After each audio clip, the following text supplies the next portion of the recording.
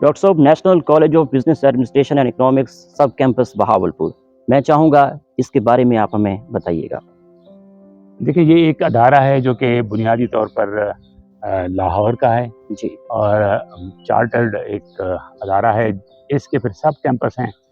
मुल्तान में एक सब कैंपस है, एक बहावलपुर में है, एक रहीमयार खां में है, जी। कुछ 2 और जगहों पर हैं। तो इस तरह करके 7 इसके कैंपसेस हैं जो कि काम कर रहे हैं। सेंट्रल जो कंट्रोल है वो लाहौर कैंपस का है, जो क्वालिटी कंट्रोल करता है, अच्छा। प्रोग्रामों के बारे में अप्रूवल जी। करता है, और सब कैंपसेस जो हैं उस काम को फिर इंडिपेंडेंटली पूरा करते हैं। जी। अच्छा डॉक्टर साहब, इस एनसीबीए बहावलपुर कैंपस में स्टूडेंट्स की तादाद के हवाले से बात करें तो स्टूडेंट्स की तादाद कितना है और कितना एमफिल की क्लासेस होती हैं और पीएचडी की होती हैं, ये बताइएगा हमें।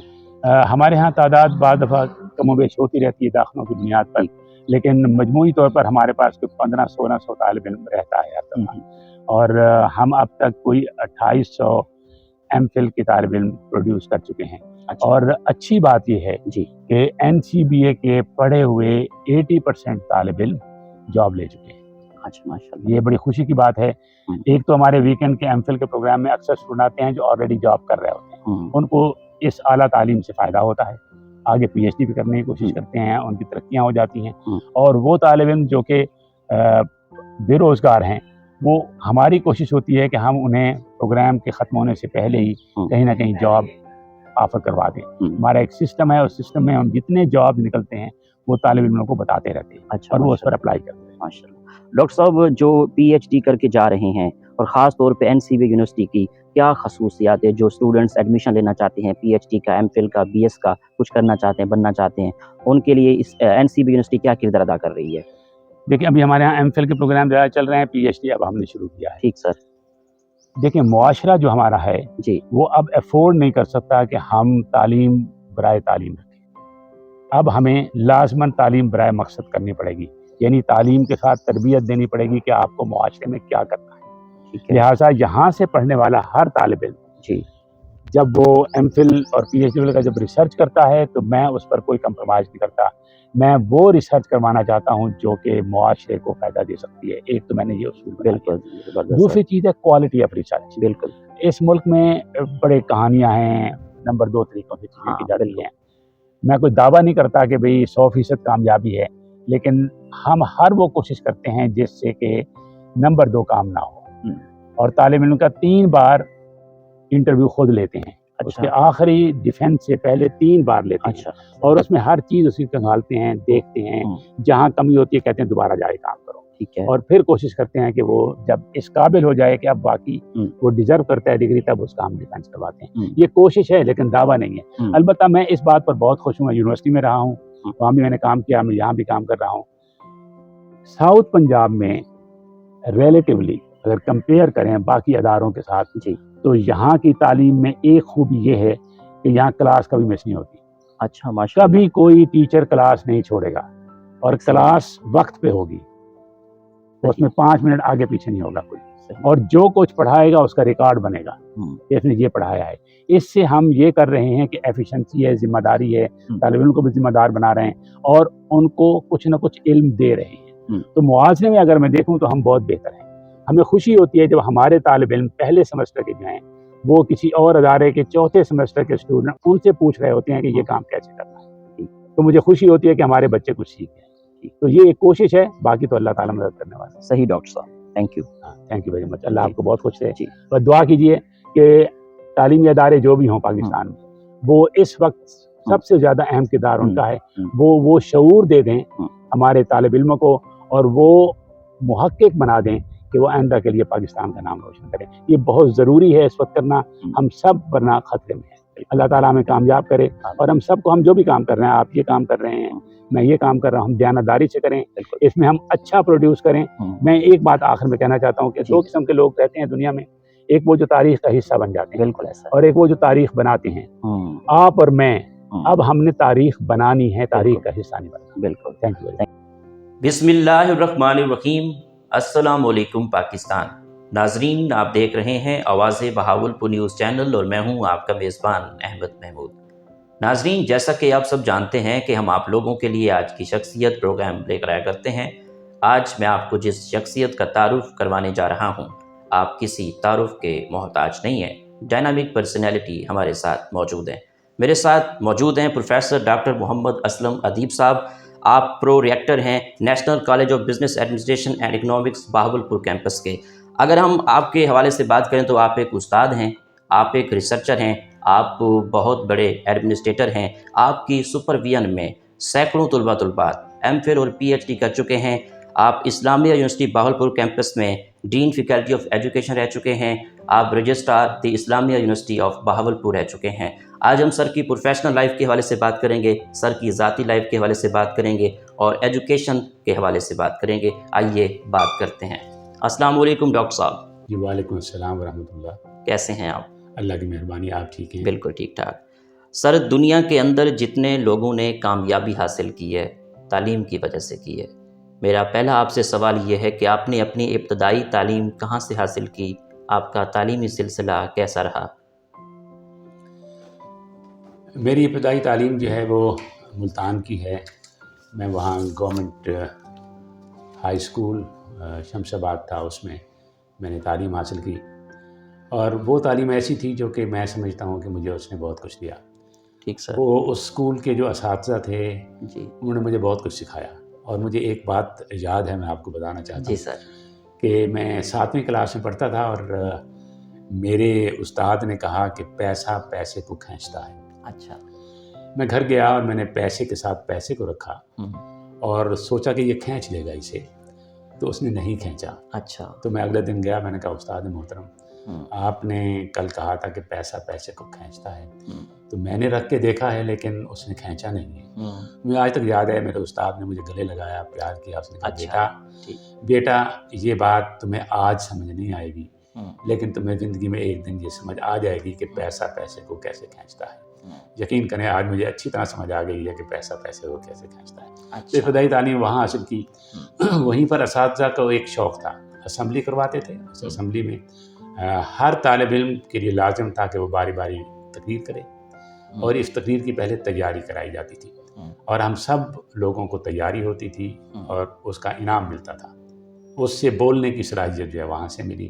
اور مجھے یاد ہے, میں اب حیران ہوتا ہوں ہمارے اسکول سسٹم کا, کہ 8ویں کلاس میں میرے استاد نے کلاس میں یہ ڈیبیٹ کرائی تھی کہ جو خاندانی منصوبہ بندی ہے کیا یہ اسلام میں جائز ہے کہ نہیں, اور اگر یہ ہونی چاہیے تو کیسے ہونی چاہیے. 8ویں میں میری کیا حیثیت تھی, عمر کیا تھی, لیکن استاد نے اس وقت ان چیزوں کا شعور دیا. اچھا. میں یہ سمجھتا ہوں کہ وہ جو کلاس روم میں علم حاصل کر رہا تھا اسی نے مجھے آگے بڑھنے کا موقع دیا. پھر میں نے ایف ایس سی کی گورنمنٹ کالج بوسٹن روڈ سے. اچھا. اس میں ایف ایس سی کرتے ہوئے میں نے پری میڈیکل میں کیا, اور ڈیبیٹر تھا چونکہ, تو وہاں پر جو پرنسپل تھے, اساتذہ سارے جانتے تھے. کچھ اوور کانفیڈنٹ تھا. اچھا. اور اوور کانفیڈنٹ ہونے کی وجہ سے بات سامنے کر دیتا تھا. تو میرا پریکٹیکل ہو رہا تھا کیمسٹری کا. اچھا. تو استاد آئے ہوئے تھے ایک, انہوں نے جب انٹرویو کیا تو مجھ سے پوچھا کہ یہ پنکھا ایسے کیوں چلتا ہے, ایسے کیوں نہیں چلتا. اچھا. میں نے کہا جی مجھے نہیں پتا. کہنے لگے کیوں نہیں پتا؟ تو میں نے کہا میں معافی چاہتا ہوں, یہ کورس کا حصہ نہیں تھا اس لیے مجھے نہیں پتا. تو انہوں نے کہا کہ میرا بھائی جو ہے اس نے بی ایس سی کر کے میڈیکل میں داخلہ لیا ہے, وہ ڈاکٹر بن رہا ہے, اسے ابھی تک یہ باتیں یاد ہیں. تو میں نے کہا کہ معاف کیجیے استاد محترم, اگر آپ کا بھائی بہت ذہین تھا تو ایف ایس سی کے بعد وہ ایم بی بی ایس کرنے کیوں نہیں جا سکا, بی ایس سی کے بعد کیوں گیا. اس پر وہ ناراض ہو گئے, انہوں نے مجھے بڑا برا بھلا کہا. میں نے کہا آپ نے آؤٹ آف سلیبس ایک بات کی تھی, میں نے آؤٹ آف سلیبس جواب دے دیا, آپ سلیبس کی بات کریں میں جواب دوں گا. لیکن وہ مجھ سے ناراض ہو گئے. انہوں نے گھر گیا, میں ان کے معافی مانگی ان سے. میں نے کہا آپ پلیز میں معافی چاہتا ہوں, میں نے گستاخی کر لی. انہوں نے کہا کہ میں اب بھی فیل کروں گا, اگلے امتحان میں ہی آؤں گا, فیل کروں گا. اچھا. ان کا کوئی بات نہیں, میں اس میں فیل ہو گیا. اچھا. تو میرا جو ایک ڈاکٹر بننے کا خواب تھا وہ ختم ہو گیا. اچھا. لیکن میں نے کہا کوئی بات نہیں, اس کو چھوڑ کر میں نے بی ایس سی اکنامکس اور پولیٹیکل سائنس میں شروع کر دیا. اچھا سر, ٹھیک ہے.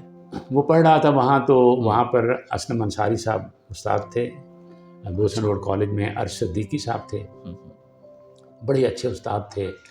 ادب کا مجھے شوق تھا، لکھنے کا شوق تھا، تو میں ان کے پاس بیٹھتا تھا. انہوں نے مجھ سے کہا کہ تم کیا پڑھ رہے ہو؟ میں نے کہا جی پہلے میں زوالوجی باٹنی پڑھ رہا تھا، اب اکنامکس اور پولیٹیکل سائنس پڑھ رہا ہوں. انہوں نے کہا تمہارا ذوق تو وہ ہے نہیں، تم اس میں ضائع کر رہے ہو، تمہارا ادب کا ذوق ہے، تم میرے خیال ہے ادب کی طرف آؤ. اچھا. تو میں نے کہا جی ٹھیک ہے. تو میں نے بی اے کر کے تو ایم اے اردو میں داخلہ لے لیا. وہیں پر داخلہ لیا. میرے اساتذہ پھر اسلم انصاری صاحب بھی تھے، ارشد صدیقی صاحب تھے، اسلم الدین سید بھی میرے استادوں میں تھا. تو پھر کئی لوگوں نے پڑھایا. اس سے وہاں پر ایک اردو اکیڈمی تھی، شام کو اس میں جاتے تھے ہر جمعے. اچھا. اور دن کو وہاں پڑھتے تھے. تو ادب کا ایک ذوق پیدا ہو گیا. اچھا. اس سے میں نے ایم اے کر لیا وہاں، اور ایم اے میں پوزیشن لے لی. پوزیشن لینے کے بعد مجھے جاب آفر ہوئے، لیکن میں نے بہاولپور یونیورسٹی میں پریفر کیا کہ میں یہاں جاب کر لوں. اسلامیہ یونیورسٹی بہاولپور کو کب جوائن کیا؟ اسلامیہ یونیورسٹی بہاولپور کو پھر میں 1978 میں جوائن کیا. 1976 میں رزلٹ آیا. 77 تلاش روزگار میں لگا رہا، اور 78 میں مارچ 78 میں اس یونیورسٹی میں آیا. اور اس کے بعد پھر میں نے یہاں پڑھانا شروع کیا. اس کے بعد ایک عجیب سی غریب سی کہانی ہے جس کے بارے میں زیادہ تفصیل اگر آپ کہیں گے تو بتا دوں گا، لیکن ہے بہت عجیب و غریب سی. اچھا سر، میں چاہوں گا بتائیں آپ، تاکہ ہمارے ناظرین سننے والے دیکھیں. اچھا، میری جو زندگی ہے یہ اچھا سر قابل داد تو نہیں ہے، قابل دید بھی نہیں ہے، لیکن سننے کے قابل ہے.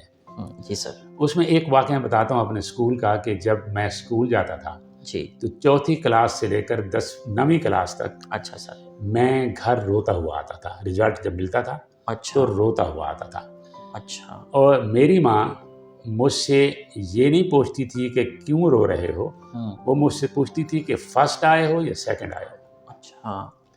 چونکہ اگر میں سیکنڈ آتا تھا تو روتا تھا کہ میں فرسٹ کیوں نہیں آیا، اور فرسٹ آتا تھا تو سیکنڈ آنے والے مجھے مارتے تھے.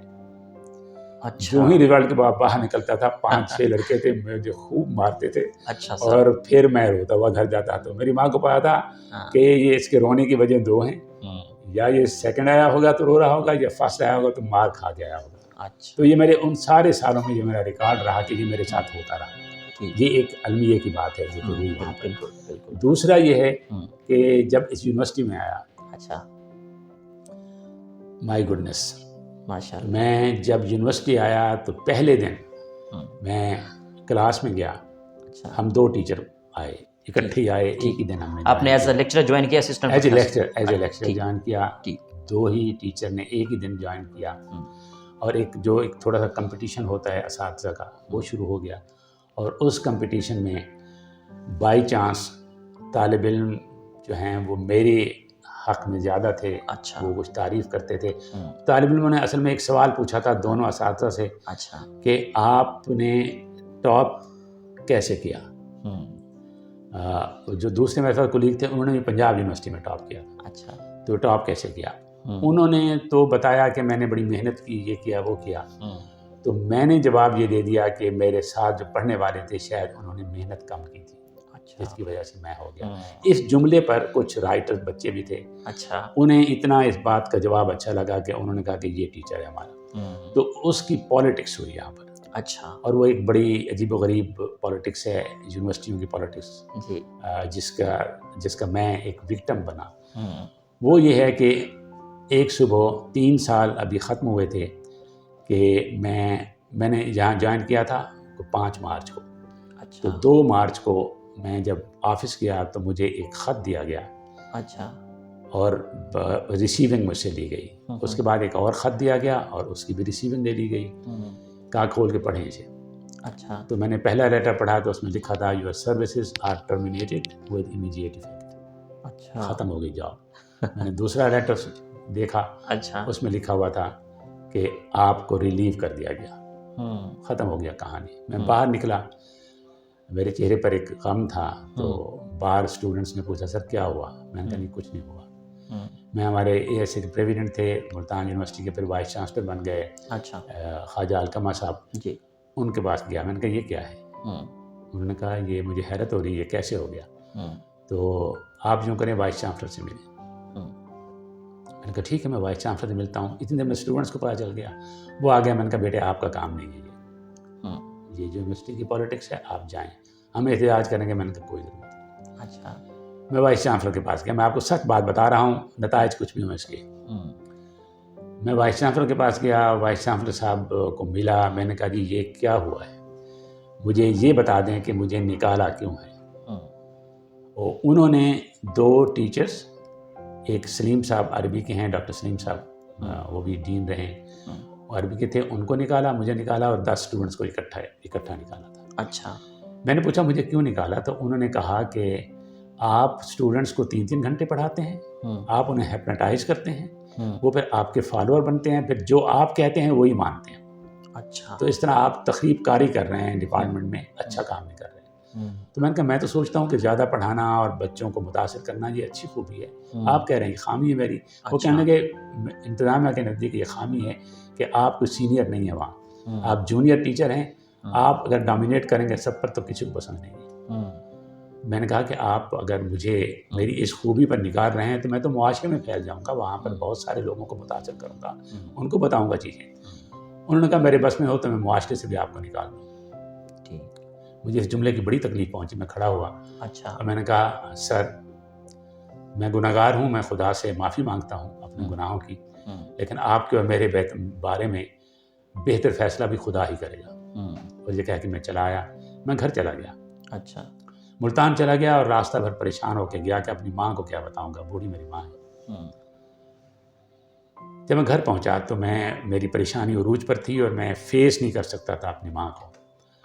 तो इतनी देर में मेरी बहन ने मुझे कहा कि ये एक लेटर आया है आपके लिए, आज सुबह ही आया है, अच्छा वो आप आ गए हैं तो ये लेटर ले लें। मैंने कांपते हाथों से वो लिया, मैंने सोचा ओ माय गुडनेस, ये ख़त उन्होंने यहाँ भी भेज दिया, मुझे टर्मिनेट करके मेरा ख़त भी यहाँ भेज दिया। अच्छा। तो मैंने वो ख़त खोला, अल्लाह अकबर। उस ख़त में लिखा हुआ था कि आप ने चूँकि यूनिवर्सिटी में पूरी फैकल्टी में टॉप किया था, जिसकी वजह से गवर्नमेंट ऑफ पाकिस्तान आपको मेरिट स्कॉलरशिप देती है और आप यूरोप के इन 5 मुल्कों में से किसी मुल्क में फ़ौरन दाखिला लें और जाएं। अच्छा। आप यकीन करें, मैं सुबह जिस तरह हैरत से उस पहले ख़त को देख रहा था, दूसरे ख़त को भी उसी हैरत से देख रहा था। अच्छा। और जो चीज़ फ़ौरन जहन में आई कि अगर खुदा दरवाजे बंद ना करे तो कोई दरवाजे बंद नहीं कर सकता।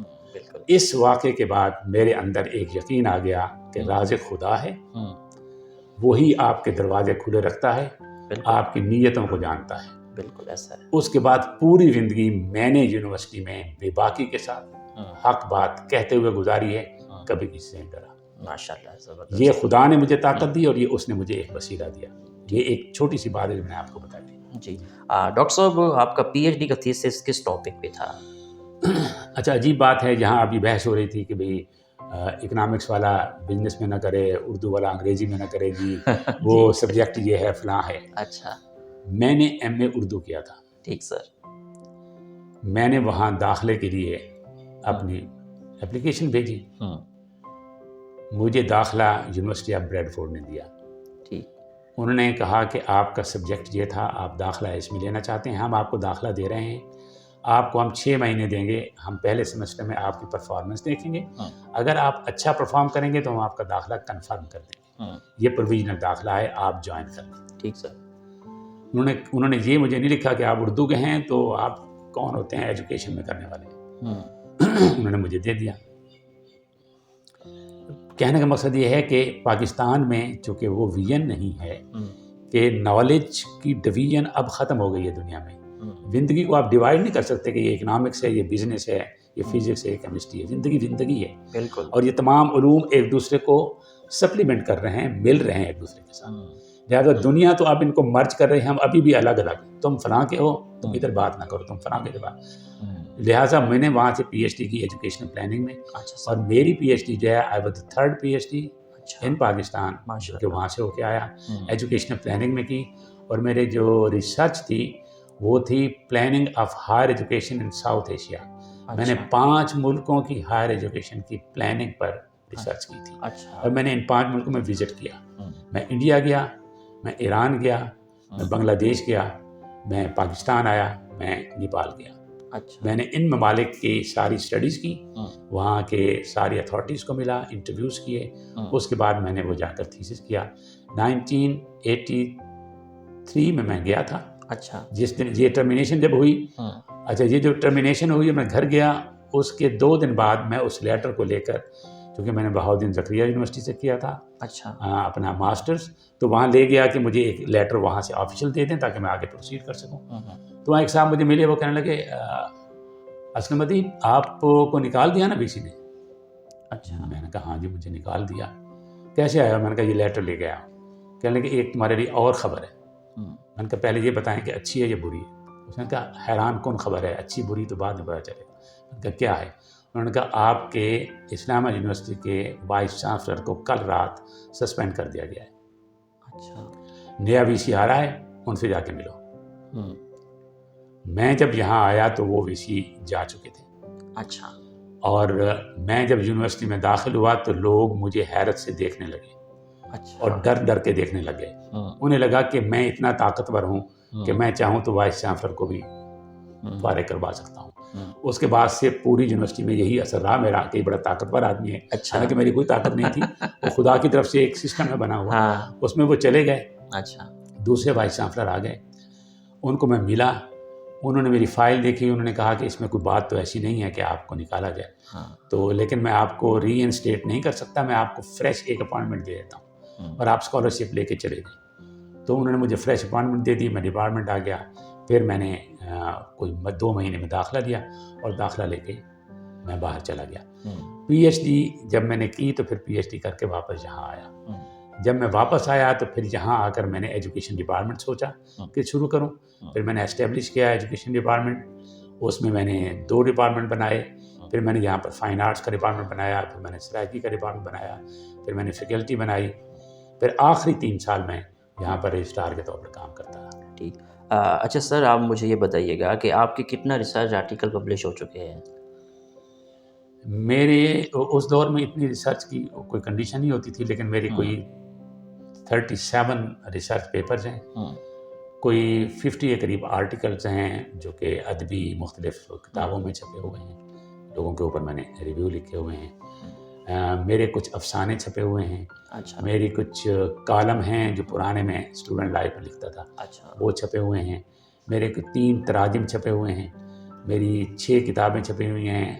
کوئی 12 کے قریب رپورٹ چھپی ہوئی ہیں میری, ماشاءاللہ, جو کہ میں نے انٹرنیشنل. پھر میں نے اپنے جب میں واپس آیا تو چونکہ میرا ایک نالج, چونکہ وہاں کام تھا پڑھنا, اور میں نے الحمدللہ وہاں لائبریری میں ایک سیکشن شروع کیا تھا, سارا پڑھ ڈالا تھا. اچھا. نہیں چھوڑی کوئی کتاب پڑھ ڈالی. اچھا.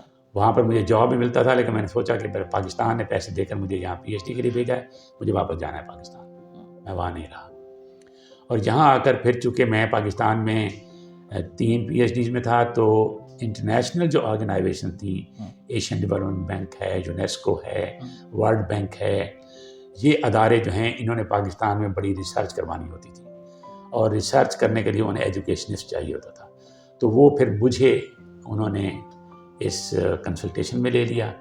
پھر میں نے پاکستان کے جو ایجوکیشن کے پلان ہیں, 2nd پلان میں نے رول پلے کیا. پھر لٹریسی پر, اڈلٹ لٹریسی پر پاکستان میں جتنا کام ہوا اس میں بیسک رول میرا ہے.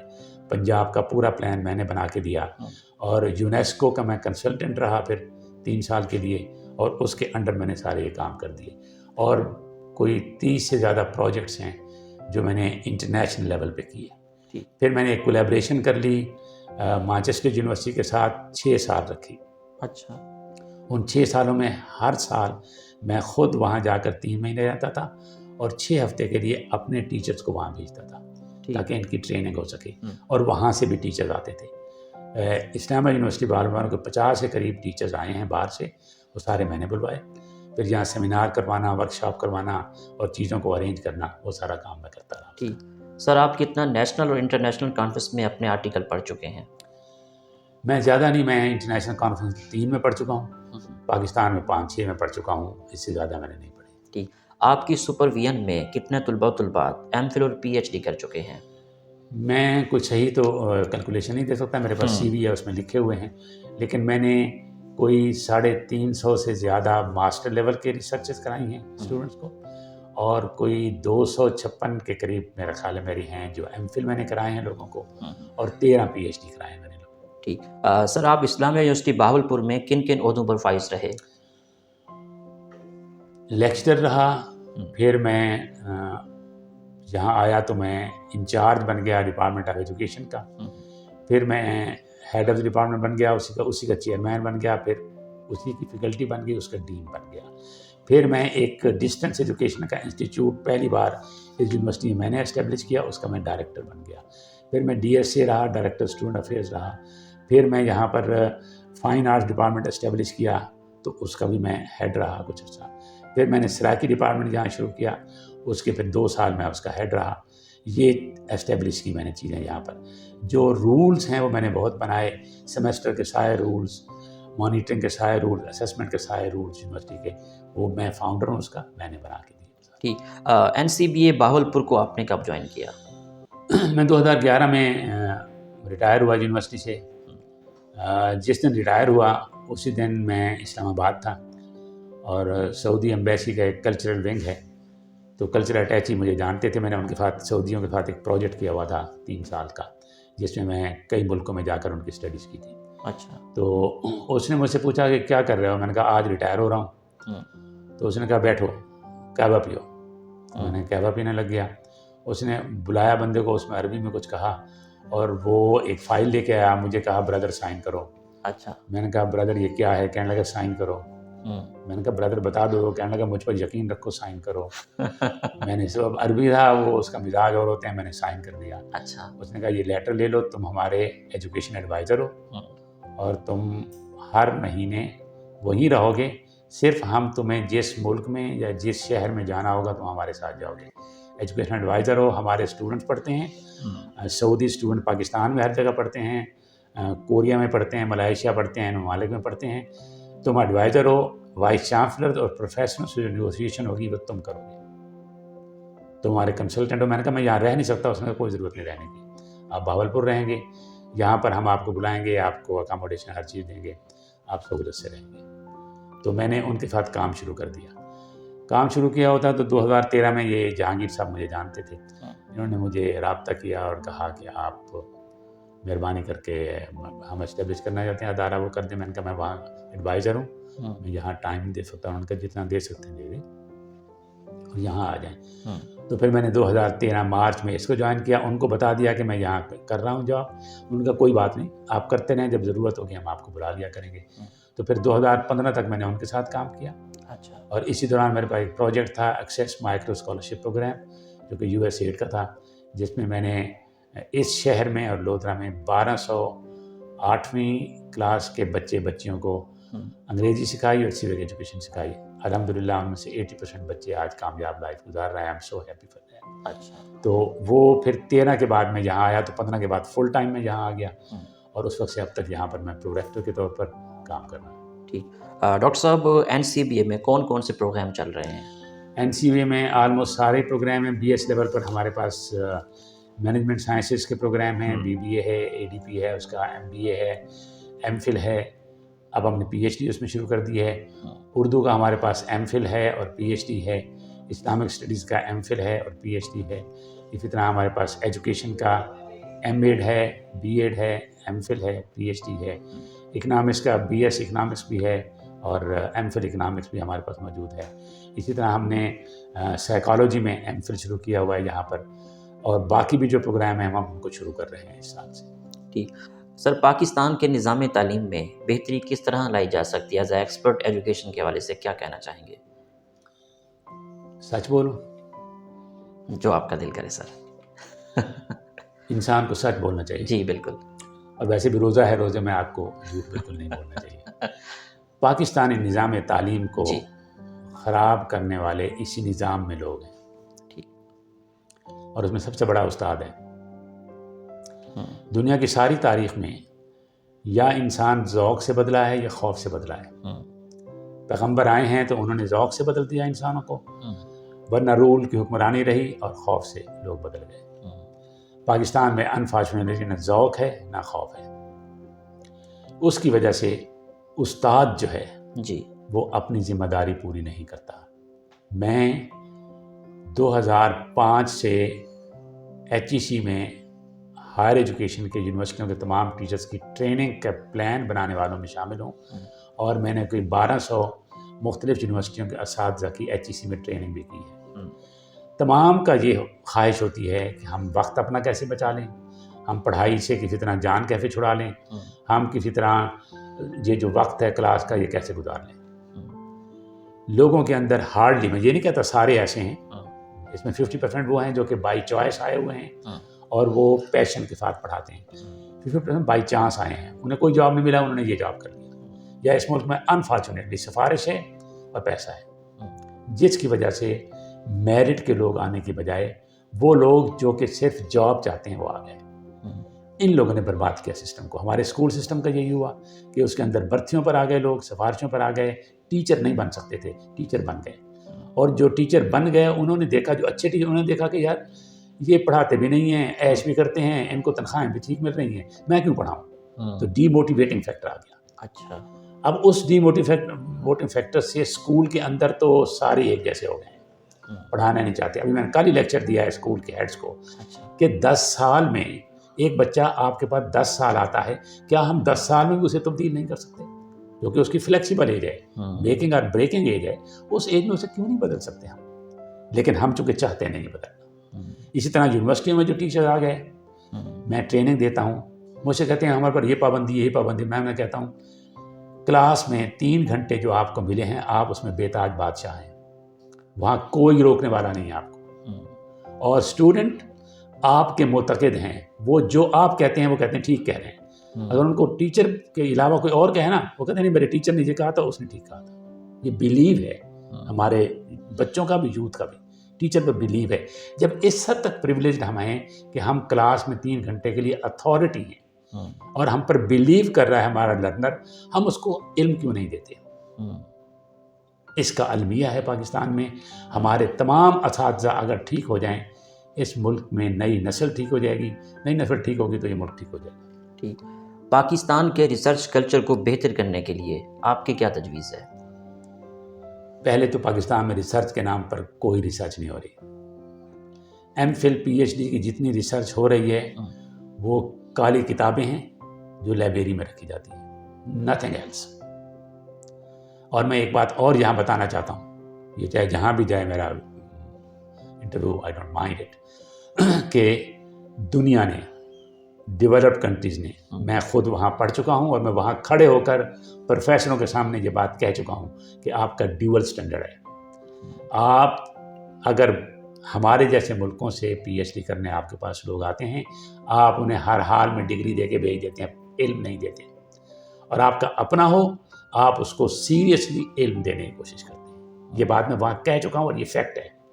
हमारे यहाँ जो बाहर से PhD करके आ रहे हैं वो सिर्फ PhD की डिग्री लेके आ रहे हैं और यहाँ कोई कंट्रीब्यूशन नहीं कर रहे हैं। PhD से पहले भी लेक्चर दे रहे थे, अब भी PhD में लेक्चर ही दे रहे हैं, कोई कंट्रीब्यूशन नहीं, क्योंकि समझा नहीं रिसर्च को वहाँ। देखिए रिसर्च, अभी मैंने कोर्स बनाया है फ़िलासफ़ी का। PhD का मतलब है डॉक्टर ऑफ फ़िलासफ़ी।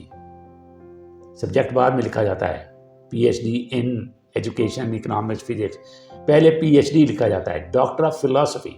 इसका मतलब है इसको फ़िलोसॉफ़िकल थिंकिंग आनी चाहिए। अगर किसी को फ़िलोसॉफ़िकल थिंकिंग आती है, क्रिटिकल थिंकिंग आती है, वो चीज़ों के फ़र्क कर सकता है, क्यों है, कैसे है, क्या है, कैसे ठीक हो सकता है, इसका जवाब सोच सकता है, तो वो तरक्की करा सकता है।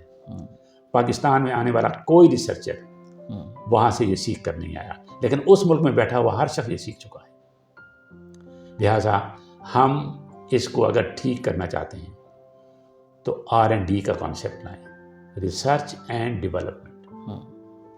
कोई रिसर्च नहीं होगी जब तक वो ये ना बताए कि इस रिसर्च से मुआशरे में ये फ़ायदा होगा।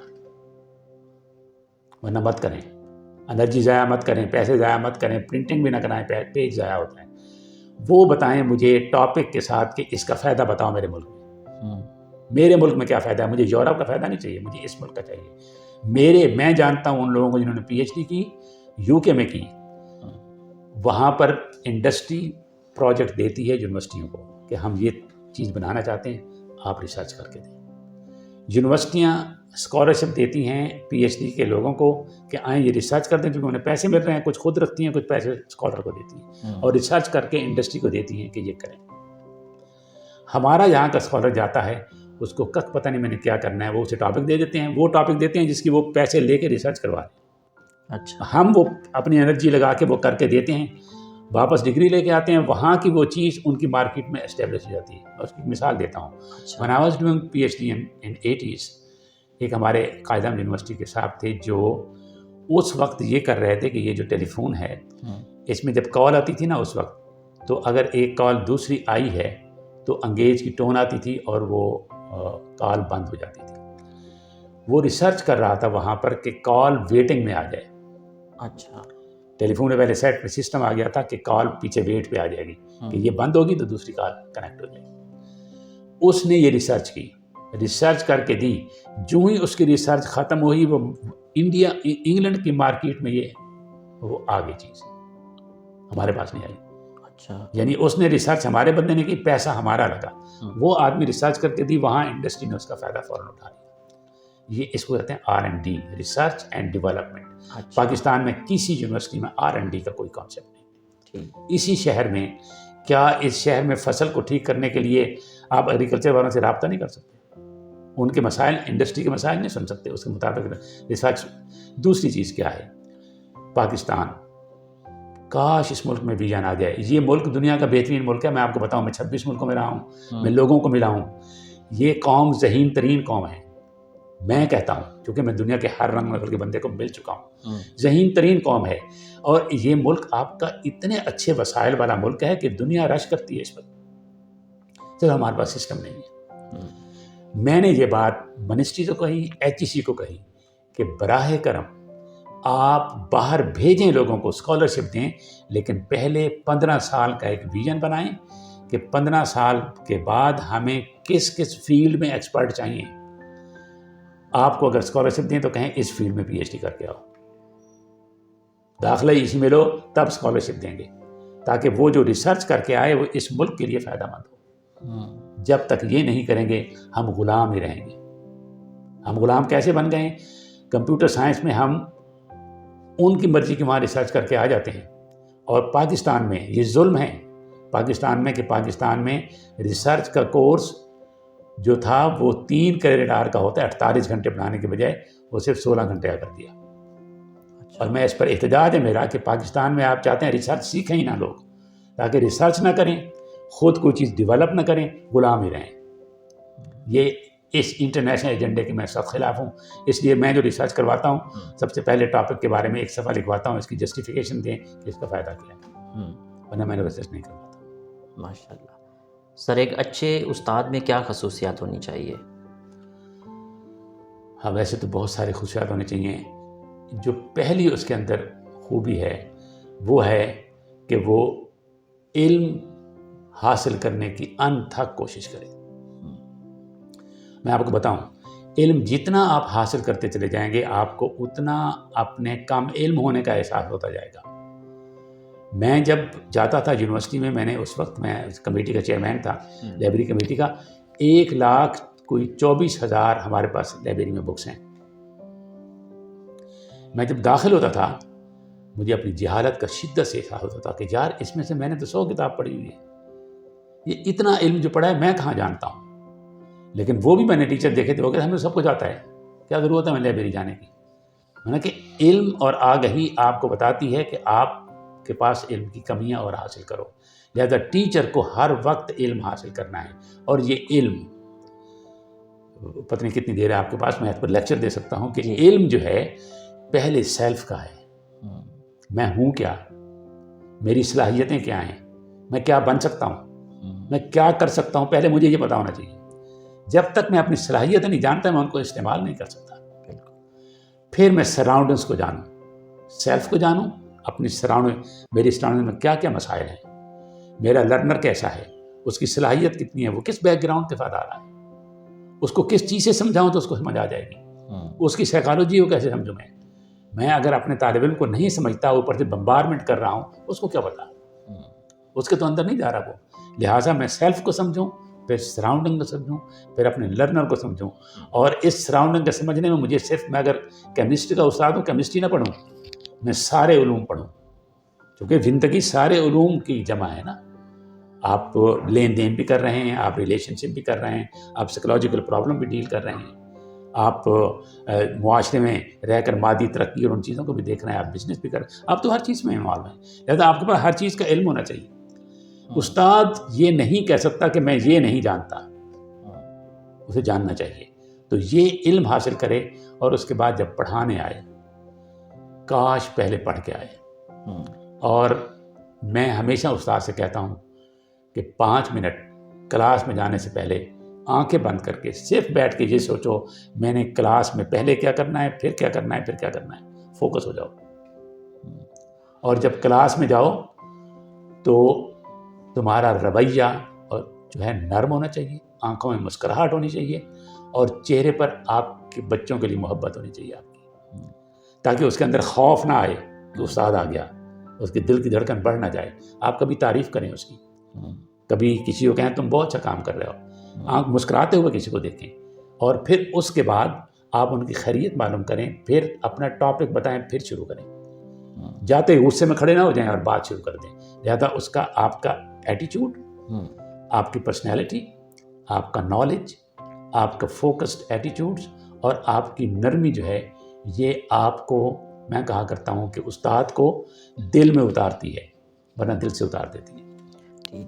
پاکستان میں امتحانی نظام کے بارے میں آپ کی کیا رائے ہے؟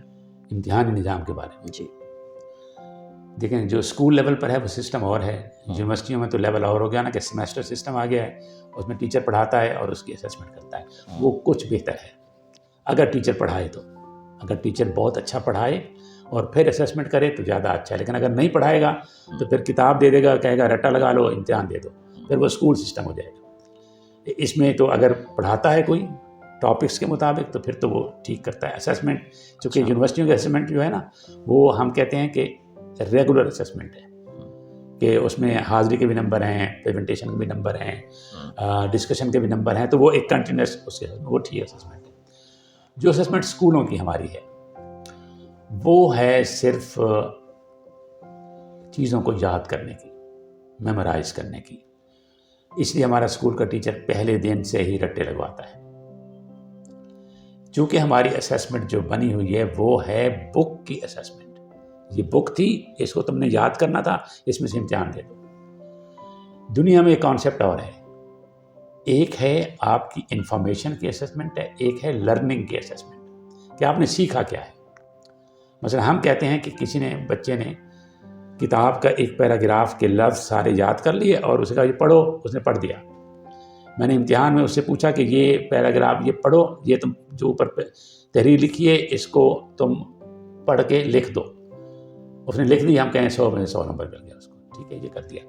یہ انفارمیشن کا ٹیسٹ ہے, بک کا ٹیسٹ ہے. لرننگ کا ٹیسٹ کیا ہے, میں اخبار میں سے 3 جملے لوں اور وہ اس کے سامنے رکھ دوں کہ ان کو پڑھو. اب اس کا مطلب ہے اگر اس کو اردو آتی ہے تو وہ اس کو پڑھ لے گا, اگر کتاب آتی ہے تو پھر وہ نہیں پڑھ سکتا اس کو.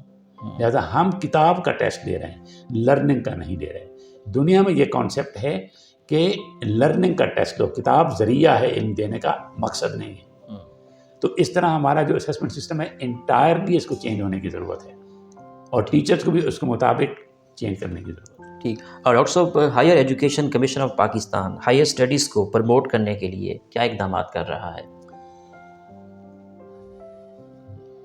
ہمارے بڑے اچھے دوست ہیں جو چیئرمین ہیں, اچھا, بڑے محنتی آدمی ہیں, اللہ انہیں خوش رکھے. لیکن ہر ادارے کے اندر نا کچھ پالیٹکس, گروپ پالیٹکس رہتی ہے.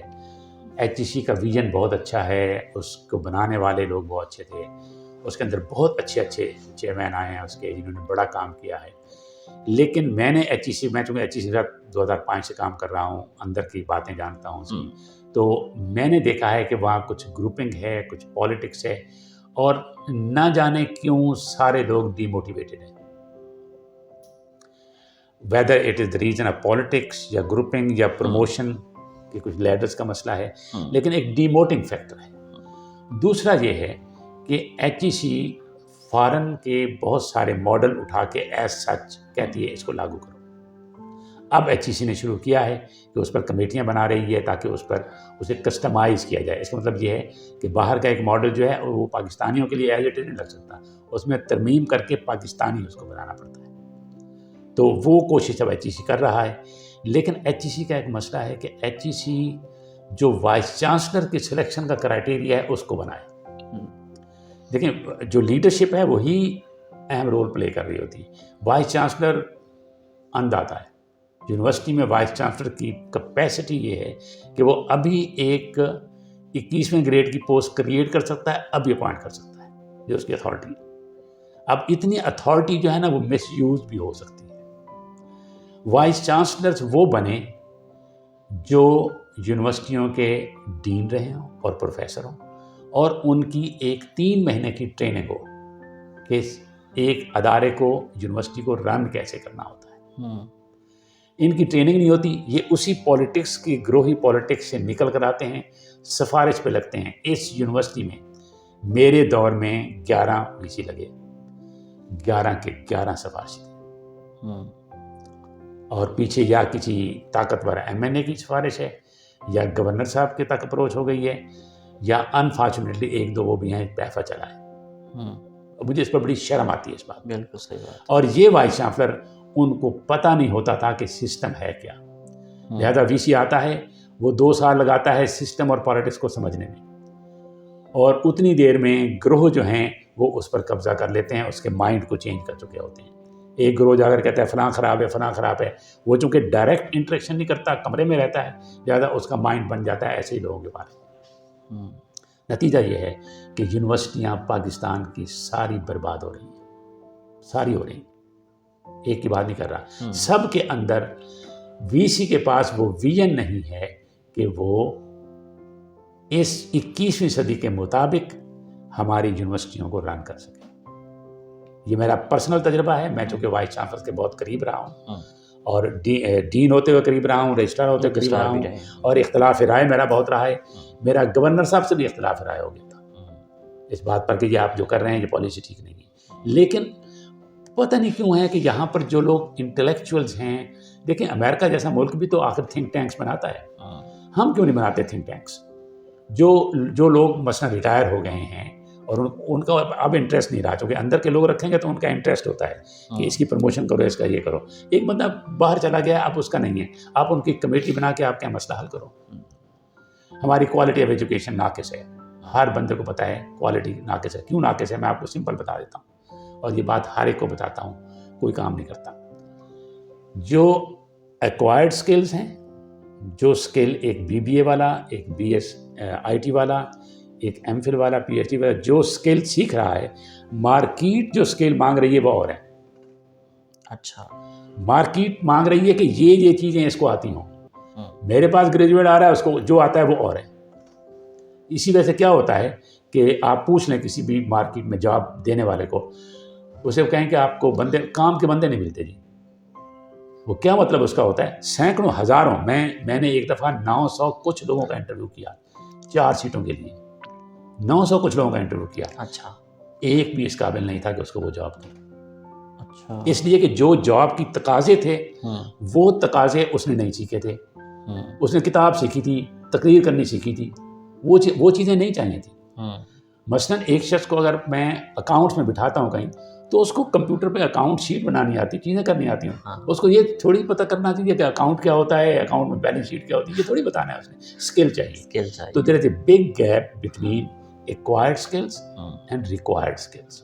پاکستان میں اس پر کوئی کام کرنے کو تیار نہیں ہے. یورپ نے 70s میں یہ کام کیا, 1970s میں. چھوٹی سی مثال دیتا ہوں, اس نے کاؤنٹر پر جو لڑکی کھڑی ہوتی ہے نا, یہ بڑی بڑی مارکیٹوں میں کاؤنٹر پر لڑکیاں وہاں جاب کرتی ہیں, تو وہ جو لڑکی کھڑی ہوتی ہے انہوں نے اس کی لسٹ بنائی کہ اس کے پاس کون کون سے سکل ہونے چاہیے, اور اس میں سمائل کیسی ہونی چاہیے. اس کا بھی سکل بنایا کہ جی اس کو سمائل پتہ ہو کہ کیسی دینی ہے سمائل. اور پھر جو اس کی سرٹیفکیشن کے لیے اس کا کورس کرایا, اس میں یہی چیزیں سکھائیں جو چاہیے تھیں. ہمارے ہاں یونیورسٹی میں جو سکھایا جا رہا ہے وہ تھیری ہے, اس کا پریکٹیکل سے کوئی تعلق نہیں ہے.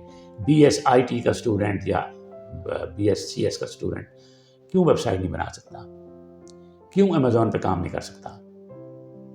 اس لیے کہ اس کو سکھا کوئی نہیں رہا. جبکہ اس کو تو یہ اسکل وہیں سکھا دینے چاہیے نا, کہ وہ جب 8ویں سیمسٹر میں جائے تو اس کو اسکل آتا وہ ارننگ کر رہا. بالکل. تو پرابلم ہمارے ملک کا یہ ہے. تو ہائر ایجوکیشن سسٹم ہمارا جو ہے, نہ HEC اس کو بادر کر رہی, نہ ہماری یونیورسٹیاں کر رہی ہیں.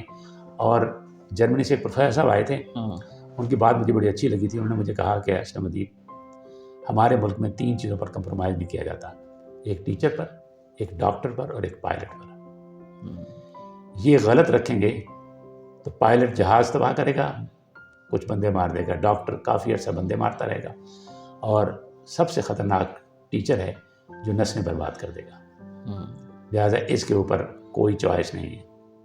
میرٹ پہ صحیح پروفیشنل آدمی کی سلیکشن, اور پھر آگے ایک پورا روڈ میپ اس کے سامنے ہوگی, یہ کام کرنا ہے, وہ ٹھیک ہو جائے گا. ٹھیک. ڈاکٹر صاحب, آپ کو مشاعرے میں دیکھتا رہتا ہوں, شاعری سے آپ کو لگاؤ ہے, ادب سے لگاؤ ہے, تو میں چاہوں گا کہ آپ ہمیں کچھ ادب کے حوالے سے بتائیں اور ہمیں کچھ اشعار بھی سنائیں. یوں ہے کہ میں شروع میں نے اسلم آسی نام رکھا تھا اسکول میں جب پڑھتا تھا. اچھا. اس وقت چونکہ ہلکے جن میں زیادہ شاعری ہوتی تھی, پھر شاعری شروع کرنے لگا. پھر مجھے لگا, میرے استاد محترم نے کہا آپ زیادہ شعور کے ساتھ جینے والے آدمی ہیں, کیونکہ جو شخص شاعر بنتا ہے اس کے اندر جذباتی کیفیت زیادہ ہونی چاہیے. اچھا. اور جو کریٹک بنتا ہے اس کو تنقیدی لیول, اس کا شعوری سطح زیادہ ہونی چاہیے. اچھا. تو وہ کریٹیکل انالیسس کرے گا. جو جذبات میں جا سکتا ہے, تخیل زیادہ ہے, وہ پھر شاعری کرے گا. تو پھر میں نے وہ چھوڑ کر اس کے بعد پھر میں نے افسانہ لکھنا شروع کر دیا. اچھا. اور نقاد بن گیا, تنقید لکھنی شروع کر دی. یہ میرا شعبہ رہا. اچھا. شاعری میرے دوست بہت ہیں شاعری کرنے والے. اب میں کسی اور کا شعر کیا آپ کو سناؤں گا, تو میں معذرت چاہتا ہوں آپ سے, میری شاعری نہیں ہے اس لیے اچھا نہیں لگتا میں کسی کا شعر سناؤں. تو تنقید لکھتا ہوں, افسانہ لکھتا ہوں. اس میں اب وقت نہیں ملتا مجھے کہ میں چھپواؤں. میری کئی کتابیں پڑھی ہیں جو میں چھپا نہیں سکا. کوشش ہے کہ میں ان کو چھپا دوں. اس میں میرے کو 50 کے قریب افسانے ہیں, وہ میری خواہش ہے کہ چھپاؤں. میرے سارے افسانے چونکہ مقامی سطح کے نہیں ہیں, میرے افسانے انٹرنیشنل پیٹرن میں ہیں. مثلا میرا ٹوئن ٹاورز پر افسانے ہیں 2. میرا جو اس کا جو جس نے جہاز مارا تھا اس پر افسانہ ہے میرا. میرا لائف پر ہے, اسرائیل پر ہے, شیطان پر ہے. اس طرح کے ہیں وہ. اچھا. وہ اللہ کرے مجھے توفیق دے اللہ تعالیٰ کہ میں وقت نکالوں ان کو فائنل کر کے میں کتاب چھپا دوں. آپ کی پسندیدہ کتاب کون سی ہے جس کو آپ پڑھتے ہیں؟ میں ویسے تو بہت ساری کتابیں ہیں جو کہ آدمی پڑھتا ہے. میرا شوق ہے, میرا فلاسفی چونکہ شوق ہے تو میں عام طور پر یونیورس کے بارے میں اور فلاسفی کے بارے میں بہت پڑھتا ہوں. لیکن ایک کتاب نے مجھے بڑا متاثر کیا ہے. میں جب بھی کبھی تھوڑی سی فرسٹریشن میں جاتا ہوں تو میں اس کتاب کو پڑھنے لگ جاتا ہوں. وہ ہے 7 Habits of Highly Effective People. Stephen Covey کی کتاب ہے. بہت اچھی کتاب ہے. اس میں 7 ہیبٹس بتائی ہیں جس سے کہ آپ ایک اچھی زندگی کیسے اور کامیاب زندگی کیسے گزار سکتے ہیں. میں نے ان کے کئی رولز کو اپنایا بھی ہے اور اس سے میں نے اپنی کامیابی بھی حاصل کی. ٹھیک. ریڈنگ کرنا کتنا ضروری ہے؟ جو ٹیچر اور جو رائٹر ریڈنگ نہیں کرتا وہ صرف ریپیٹیشن کرتا ہے خیالات کی. ریڈنگ ود انڈرسٹینڈنگ, یہ بھی میں آپ کو بتا دوں کہ ریڈنگ یہ نہیں کہ میں نے یہ کتاب پڑھ لی, یہ کتاب پڑھنے لگا اس کتاب کو میں نے سمجھا کتنا. میں لوگوں سے پوچھتا ہوں کتاب پڑھی, ہاں جی میں نے پڑھی, کیا تھا, بہت اچھی تھی, کوئی بات بتاؤ, یار بڑی اچھی باتیں تھی سر اس میں. میں کہتا ہوں کچھ تو بتاؤ سر, اس میں سر بہت ساری باتیں ہیں سر. میں کہتا ہوں ایک کوئی بتاؤ یاد, سر وہ بہت ساری تھی نا اب یاد کوئی نہیں. پھر کیوں پڑھی کتاب, ٹائم ضائع کیا. کتاب کو انڈرسٹینڈ کرے آدمی. اس کا میں طریقہ بتاتا ہوں کہ آپ اس کا ایک چیپٹر پڑھیں یا 2-3 صفحے پڑھیں, اسے بند کریں اور خود سے پوچھیں کیا کہنا چاہتا تھا, رائٹر کیوں کہہ رہا تھا, یہ کیا کہہ رہا تھا, کیسے یہ بات کہہ رہا تھا, کیا یہ صحیح کہہ رہا تھا. چیلنج کریں اسے. رائٹر کو الہامی کتاب نہیں لکھ رہا, کیا آپ اسے چیلنج کر سکتے ہیں, کوئی بھی رائٹر ہو آپ اسے چیلنج کر سکتے ہیں. اس سے سوچیں کہ اس نے جو لکھا ہے کیا صحیح ہے. آپ کا مائنڈ آپ کو جواب دے کہ یہ صحیح ہے تب تو ٹھیک ہے, نہیں ہے تو آپ کہہ سکتے ہیں کہ صحیح نہیں ہے. کو دنیا میں بڑے بڑے رائٹرز کو میں نے دیکھا ہے کہ وہ دے ویلکم کرٹیسزم. وہ یہ نہیں کہتے کہ میں حرف آخر ہوں, وہ کہتے ہیں یہ ہم اس اینگل سے اس کو دیکھا ہے, اور یہ صحیح بھی ہو سکتا ہے غلط بھی ہو سکتا ہے. اور کلی سچائی کا دعویٰ کوئی نہیں کر سکتا کیونکہ ہم جزوی علم رکھتے ہیں, کائنات کا پورا علم نہیں رکھتے, انسانوں کا پورا علم نہیں رکھتے. میں آپ کے ساتھ 20 سال گزاروں پھر بھی میں آپ کو 100% اندر سے نہیں جان سکتا. میں کیسے رائے دے سکتا ہوں, میں کہہ سکتا ہوں میرا خیال یہ ہے, لیکن وہ فیصلہ نہیں ہو سکتا. لہٰذا ہم کہتے ہیں کہ رائے جو ہوتی ہے وہ رائے ہوتی ہے, فیصلہ نہیں ہوتا. اس پر دوسری رائے بنائی جا سکتی ہے. ہر شخص کتاب کو پڑھے, اس پر سوچیں یہ کیوں ہے, کیسے ہے, کیا ہے, اور کیا یہ درست ہے. اور درست کے لیے آپ جب اسی طرح کی دوسری کتاب پڑھیں گے وہ ایک اور رائے دے رہا ہوگا, پھر 2 آراء آ جائیں گی, پھر آپ کہیں گے یہ رائے ٹھیک ہے, یہ ٹھیک ہے. پھر تیسری پڑھیں گے, اس میں تیسری رائے آ جائے گی, پھر آپ کہیں گے 2 کی رائے ایک جیسی ہے, ایک کی مختلف ہے, اس کا مطلب زیادہ ایک رائے دے رہے ہیں. اس سے آپ کا علم بڑھتا ہے اور آپ کے اندر نئے خیالات خود آتے ہیں. جو لوگ یہ نہیں کرتے وہ بس ہیں. آپ کی نظر میں کامیابی کیا ہے؟ دنیاوی کامیابی یا پوری کائنات میں کامیابی؟ میں 2 پہلو سے دیکھتا ہوں اس کو. ایک ہے دنیاوی کامیابی, اچھا, جس میں کہ آپ ایک خوشحال زندگی بسر کر رہے ہوں, کھانے کو آپ کو ٹھیک ہو, گھر ہو, سب کچھ ہو. گو کہ ہمارے دوست ڈاکٹر جاوید اقبال صاحب نے اس نے لیکچر دیا, انہوں نے کہا جی ہم نے ساری زندگی کی کامیابی صرف اسی پر مرکوز کر دی ہے جو کہ جزوی ہے. ابھی میں کل ہی لیکچر دے رہا تھا کہ 93 بلین لائٹ ایئر سائز ہے اس کائنات کا. 93 بلین لائٹ ایئرز, 1,24,000 میل فی سیکنڈ کی رفتار سے اگر ایک جہاز چلے تو اسے 93 بلین ایئر چلنا پڑے گا. اچھا, تب اس کی نون سائز ہے. اور 14 بلین اس کا ایئر, اس کا ٹائم کیلکولیٹ کیا گیا ہے کائنات کا. جو 3 بلین گزر گئے ہیں, باقی گزر جائیں گے اس کے. یہ اتنی بڑی کائنات میں سارا علم ہے, سب چیزوں کو جاننے کا انسان کے پاس تو سکت نہیں ہے. انسان کے اندر تو اس دیوار سے پیچھے بھی دیکھنے کی سکت نہیں ہے نا, تو اس کی جو 5 چیزیں ہیں اسی سے وہ کرتا ہے. تو وہ علم محدود جز کر سکتا ہے. یہ میں کہا کرتا ہوں کہ ایک تصویر لگی ہے, اس پر پردہ پڑا ہوا ہے, اگر اس کا ایک کونا دیکھ کر آپ تصویر کے بارے میں کوئی رائے نہیں دے سکتے. لہذا پوری کائنات کے علم میں اگر آپ نے تھوڑا سا ایک علم حاصل کیے, اس لیے آپ علم جو ہے اس میں رائے نہیں دے سکتے کہ جی یہ صحیح علم ہے, یہ سچا علم ہے, اور نہ ہی دعویٰ کر سکتے ہیں کہ آپ نے علم کلی حاصل کر لیا. لہذا کلی سچائی کے لیے تو جستجو کرنی چاہیے, ہر بندے کو کرنی چاہیے. اور اس جستجو میں ایک تو طریقہ میں نے یہ بتایا, جتنا ہو سکتا ہے آدمی مطالعہ کرے. ضروری نہیں کتابوں سے کرے, زندگی کا مطالعہ بھی کرے.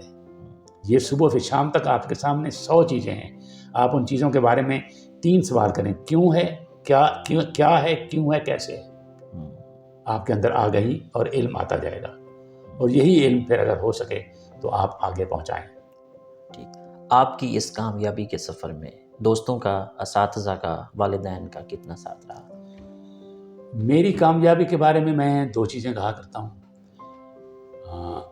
کہ جو کامیابی آپ بچپن سے شروع کرتے ہیں, آپ کے سامنے آئیڈیلز ہوتے ہیں آپ ان کو فالو کر رہے ہوتے ہیں. میں 4 سال کا تھا, میرے والد کی ڈیتھ ہو گئی تھی. ان کو تو میں ان سے نہیں سیکھ سکا. میری مدر بہت ہمبل تھی, ان کے بڑے خواب تھا کہ میرا یہ بیٹا ذہین ہے, یہ پڑھ کے کچھ بنے.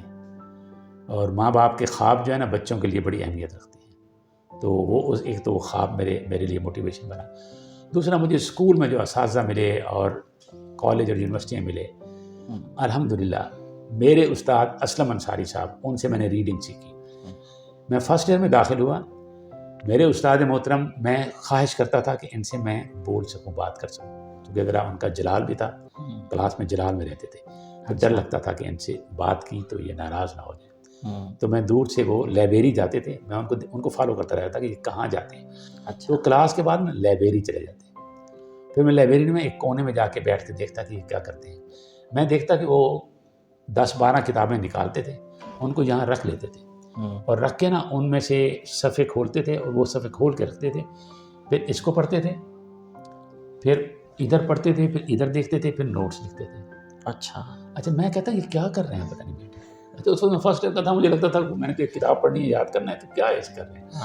تو میں غور سے دیکھتا رہتا, پھر سوچتا جاؤں, پھر میں سوچتا نہیں یہ ڈانٹ دیں گے.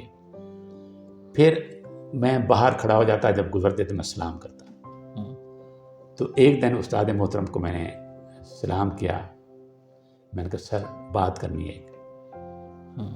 تو مجھے کہا کہ آپ کو یہ تہذیب نہیں ہے کہ سر راہ کسی کو اس طرح نہیں کہتے.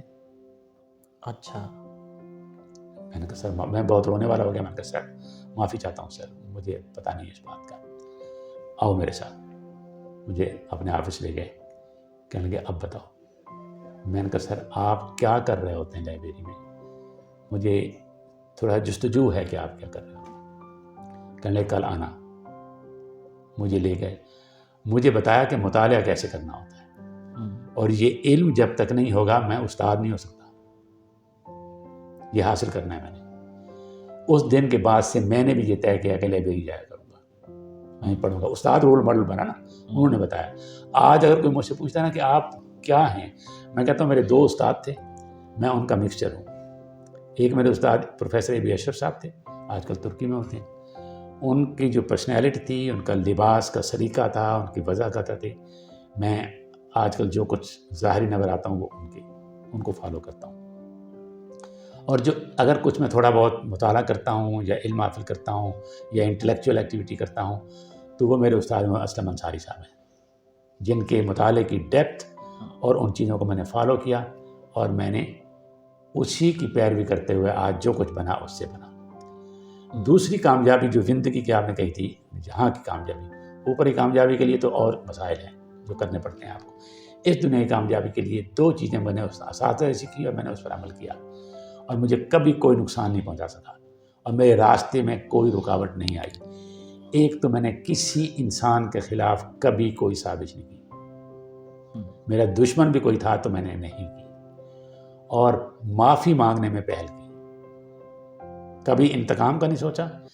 جو ہی کوئی اختلاف ہوا, میں نے سب سے پہلے میں نے کہا میں معافی چاہتا ہوں, میری غلطی ہوگی, میں معافی چاہتا ہوں. ایک تو یہ کیا, اور دوسرا کسی کے خلاف کچھ نہیں کیا.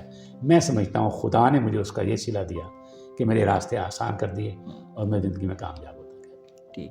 آپ کو ٹورزم کا کتنا شوق ہے؟ پاکستان کے کون کون سے شہر اچھے لگتے ہیں؟ آپ کا فیوریٹ شہر کون سا ہے؟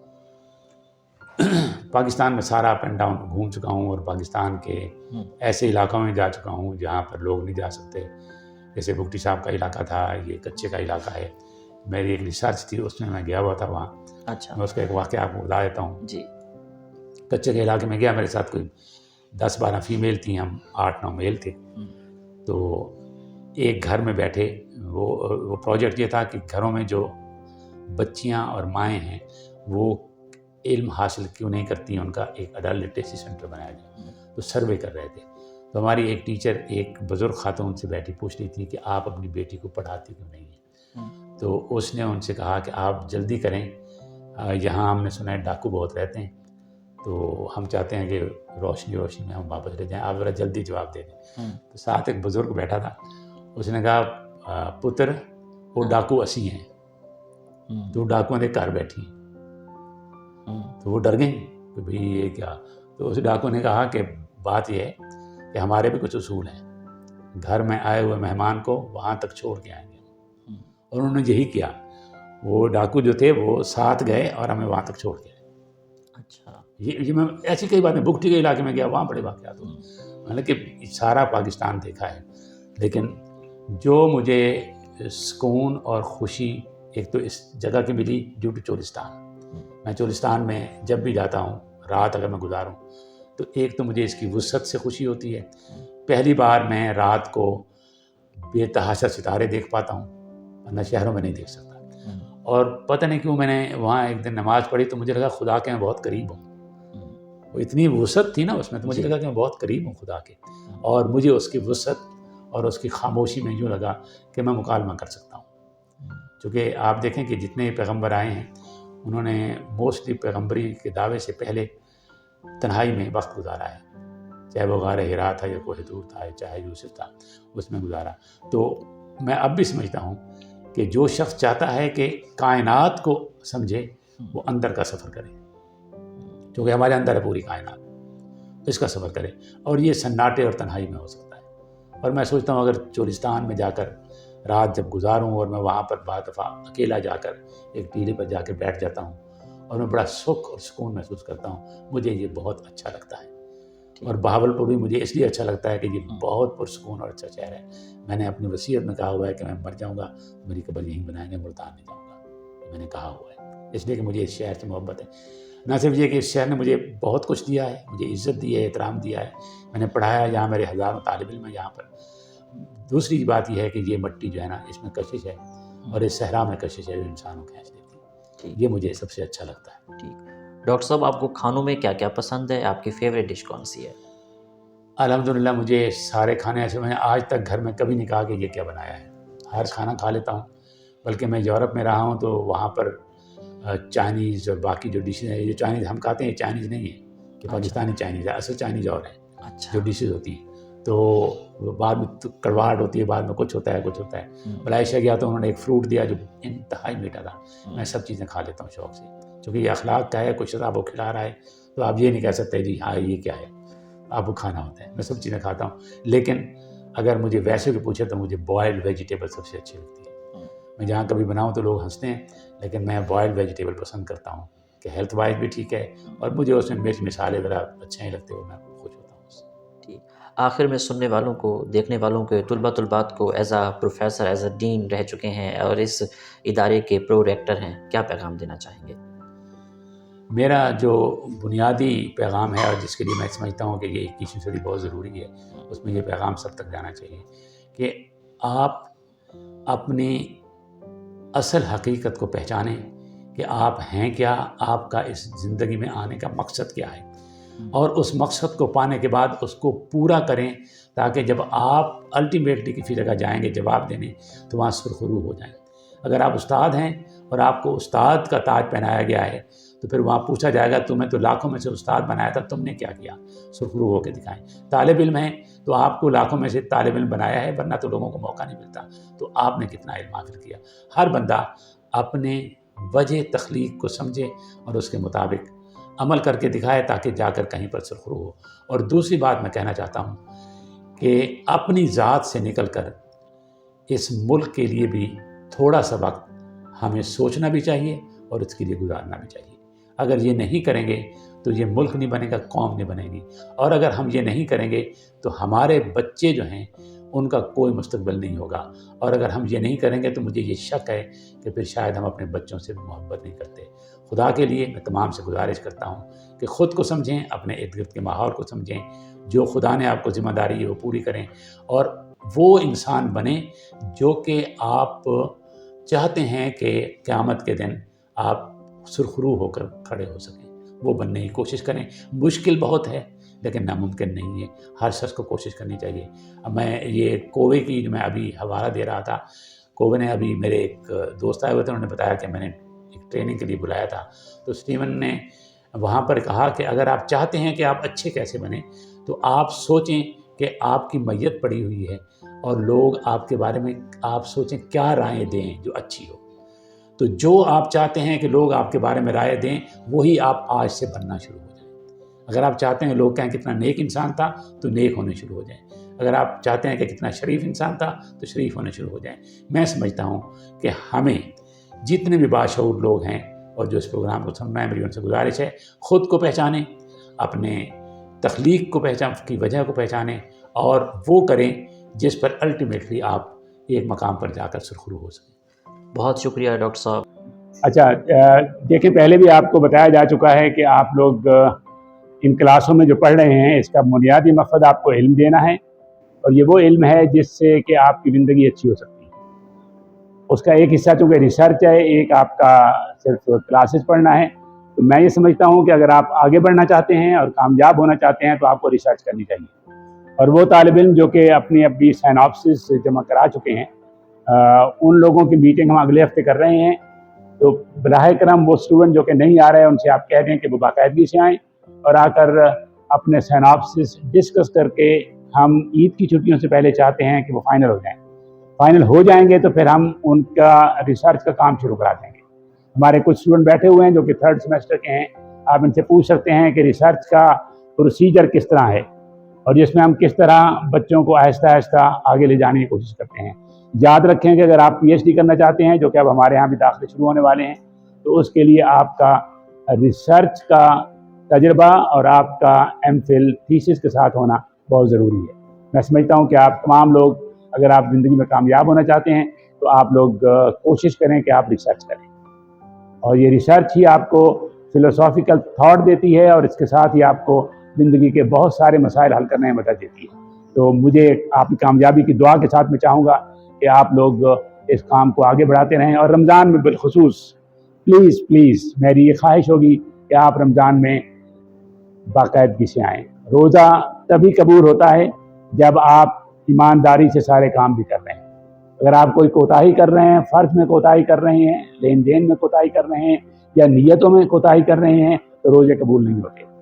मैं तो ये सोचता हूँ कि तमाम तालिब इल्मों को बाकायदगी के साथ क्लासों में आना चाहिए और पढ़ना चाहिए ताकि उनके रोज़े अल्लाह कबूल करे। तो मेरी आपके लिए दुआ है कि अल्लाह वो कामयाब करे, और ये भी दुआ है कि आप लोग आगे खुशियाँ मनाएं। ईद आ रही है, गो कि बहुत मुश्किल हालात हैं, उसमें सूट ना भी खरीदें तो कोई फ़र्क नहीं पड़ता। बहुत सूट अल्लाह ने दिए हैं आपको, आप इस दफ़ा सूट ना ख़रीदें और कोशिश करें किसी बहुत ही मुस्तहिक जिसे आप जानते हैं उसकी मदद कर दें। मैं समझता हूँ कि वो ज़्यादा बड़ी नेकी होगी। अल्लाह आपको कामयाब करे, अल्लाह आपको खुशियाँ दे, और आप ईद के बाद फिर बाकायदगी के साथ यहाँ आएँ और इल्म हासिल करने की कोशिश करें। और हमें भी आप मजबूर करें बार बार कि आप प्लीज़ क्लास में आएँ, हमें पढ़ाएँ, हम पढ़ने के लिए आएँ। ठीक है, शुक्रिया, अल्लाह आपको बहुत खुश रखे। Thank you very much. हमारे यहाँ एमफिल की भी हैं और इसकी क्लास भी शुरू हो जाएगी। 4 से साफ करने वाला है। अस्सलाम वालेकुम मैडम। अस्सलाम वालेकुम, कैसी हैं आप मैडम? ठीक हैं।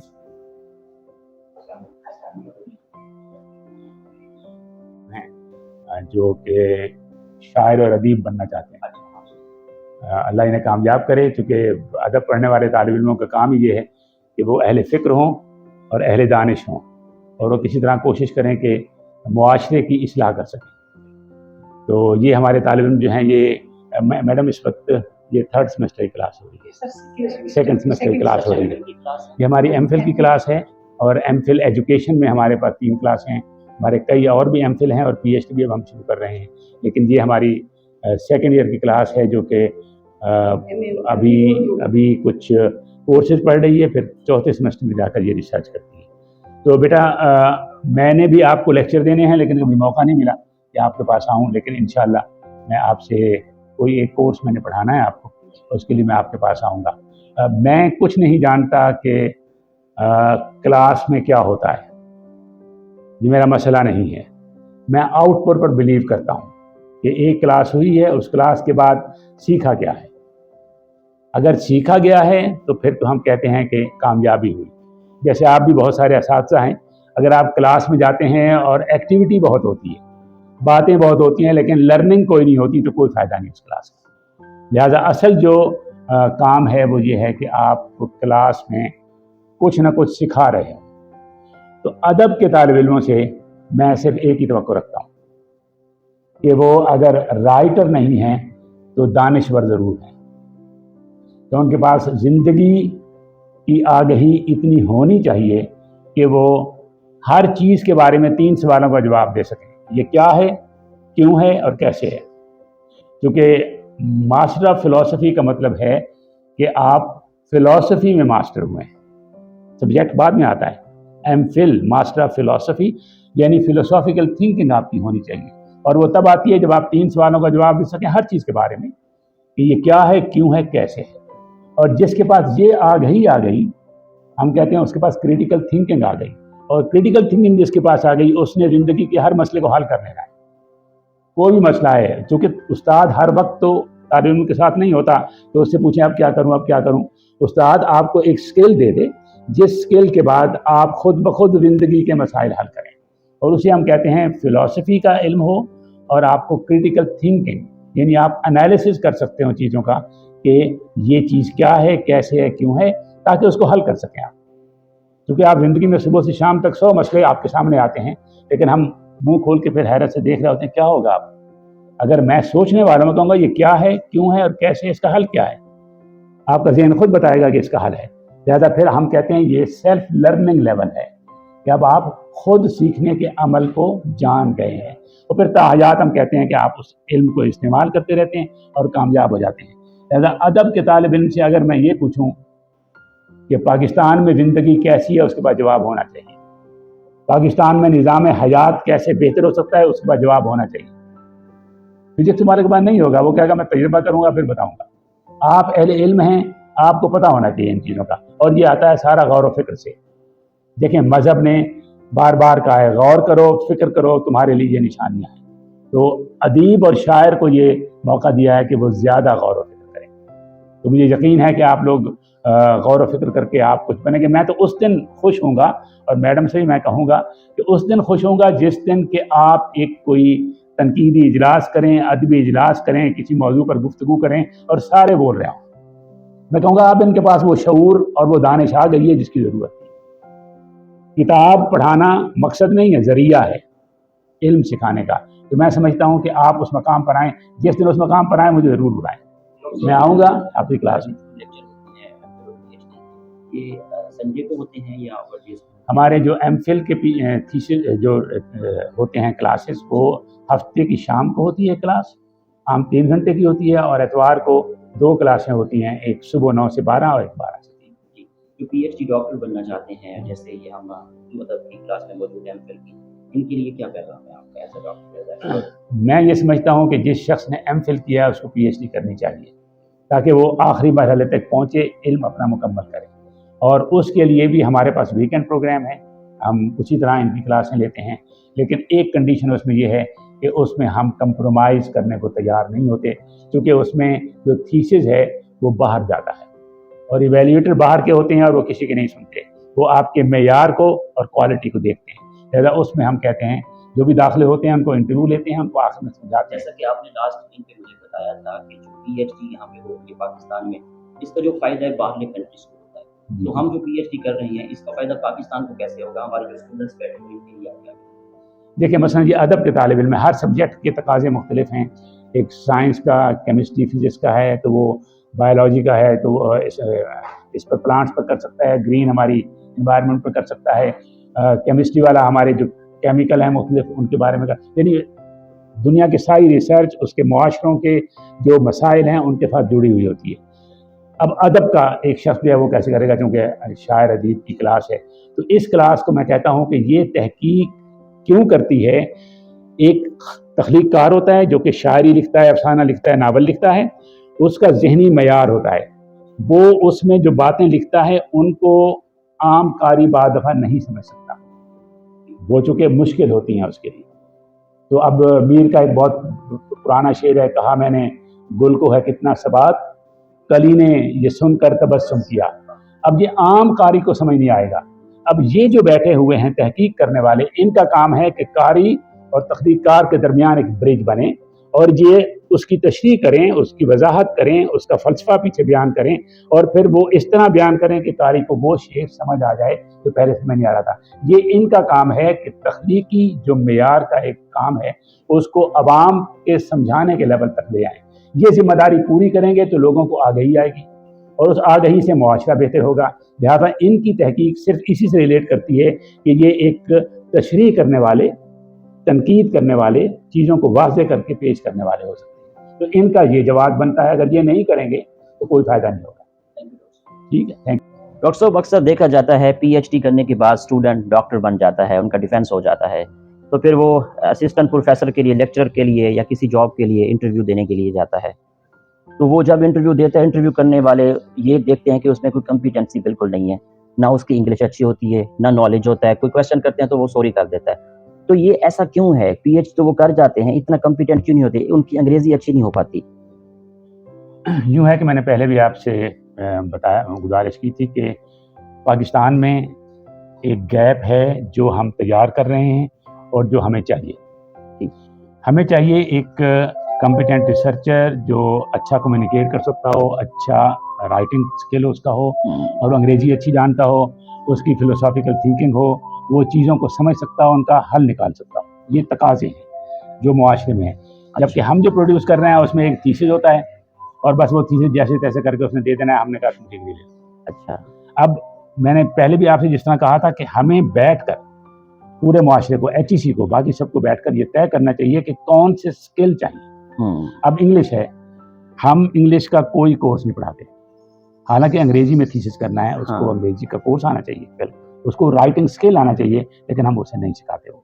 अच्छा, उसे रिसर्च के अंदर बहुत सारा मेथड है पढ़ाने का, करने का, इंटरव्यू करने का, क्वेश्चनर करने बनाने का, एनालिसिस करने का, हम उनको वो तफसील से नहीं सिखाते। फिर जब ये नहीं सिखाते तो अगर आप एक बंदे को टेलर बनाना है तो उसको तो काटने से लेकर उसके सिलाई करने तक हर चीज़ आनी चाहिए ना। जब वो नहीं आएगी वो किसी और को कहेगा यार तू बना दे। तो हमारे मुआशरे में ये हो रहा है, जब स्किल नहीं सिखाते तो वो दूसरे से ले लेता है और उसे उसकी बुनियाद पर डिग्री लेता है, लेकिन वो स्किल नहीं आते।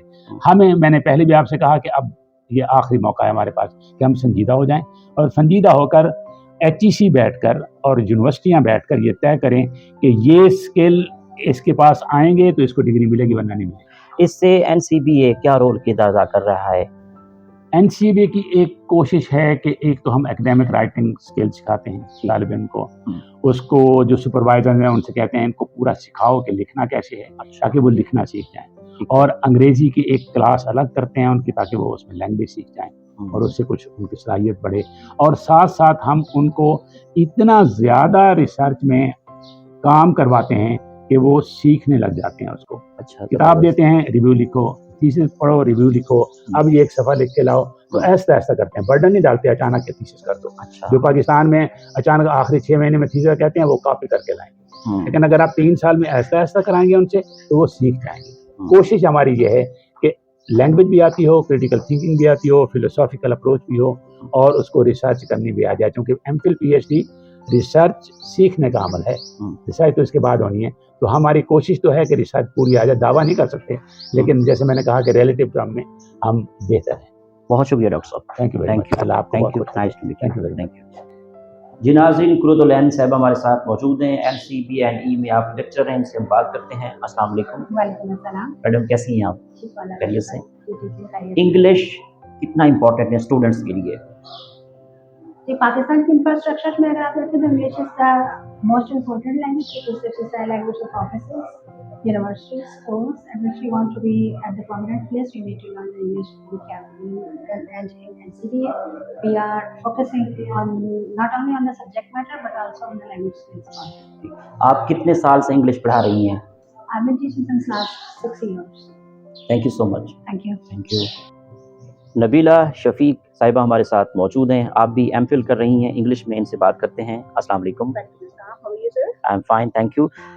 NCBA के बारे में बताएं, आप यहाँ से MPhil कर रही हैं, तो इस यूनिवर्सिटी के बारे में आप क्या कहना चाहेंगी? Actually, NCBA is a very good university of Bahawalpur. I would like to recommend it to everyone because I think it's the best university and they are giving us such a platform which like no other university in Bahawalpur is giving.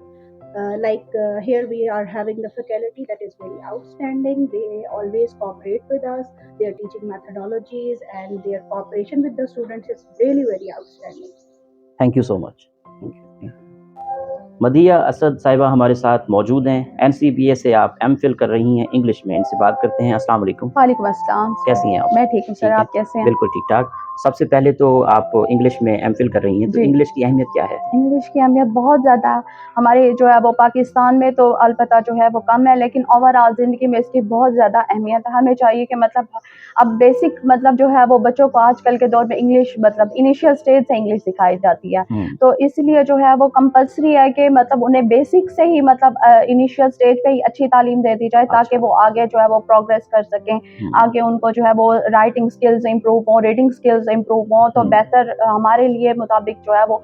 अब जैसे मतलब हम MPhil में आ जाते हैं, बहुत से लोग ऐसे होते हैं जिनकी स्पोकन बेहतर नहीं होती, रीडिंग राइटिंग स्किल्स इम्प्रूव नहीं होते, तो इसलिए बेहतर है कि अगर इनिशियल स्टेज से ही जो है वो इंग्लिश को जो है वो डेवलप किया जाए तो वो ज़्यादा प्रोग्रेस के वे में आ सकता है। आप NCBA में MPhil कर रही हैं, तो NCBA के बारे में बताएं कुछ। NCBA बहुत अच्छा डिपार्टमेंट है, यहाँ मेरा बहुत अच्छा एक्सपीरियंस रहा, मेरा 3rd सेमेस्टर है, तो मैं मतलब सबको रेकमेंड करूंगी कि आप लोग यहाँ पर MPhil आएँ। मेरी तो वैसे जो है वो MPhil की बहुत ही, लेकिन अब यहाँ पर चूंकि PhD भी स्टार्ट होने वाली है, तो मेरी विश है कि मैं यहाँ से MPhil के बाद इंशाल्लाह PhD भी यहीं से ही करूँगी।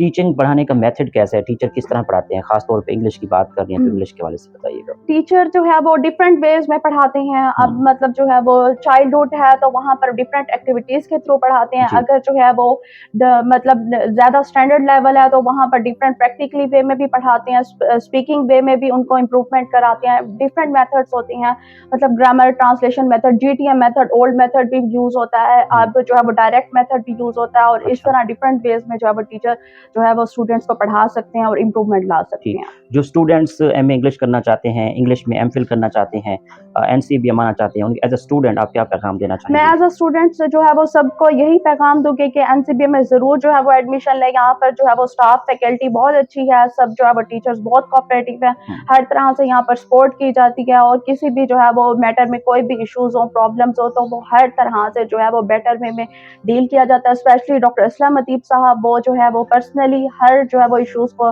सॉल्व करते हैं और बेटर जो है मोटिवेशन की तरफ जो है वो स्टूडेंट्स को लाते हैं। बहुत शुक्रिया, good luck. Thank you so much. Mohammad वकार अकरम इस वक्त हमारे साथ मौजूद हैं। आप इंग्लिश में एमफिल कर रहे हैं, इनसे बात करते हैं। अस्सलाम वालेकुम। वालेकुम अस्सलाम। क्या हाल है? अल्हम्दुलिल्लाह। खैरियत से हैं? कहाँ से हैं आप? मैं बेसिकली बहावलपुर। बहावलपुर से हैं। इंग्लिश की अहमियत के हवाले से बताएं, क्योंकि आप एमफिल इंग्लिश में कर रहे हैं। Because it's a global language, international language, and what we say that specifically if we talk about Pakistan, we don't consider that they have a good language, they have a good vocabulary, they have a good grammatical sentence structure. Why we don't have such sort of the things? Because of the lack of the knowledge, because of the lack of practice. And what I believe that we can just educate our generation by giving them the good knowledge, by teaching them with the help of international language. So I just prefer this field and this language that this should be given importance, and we should guide our generation to opt our subjects as well, not only the sciences, arts as well.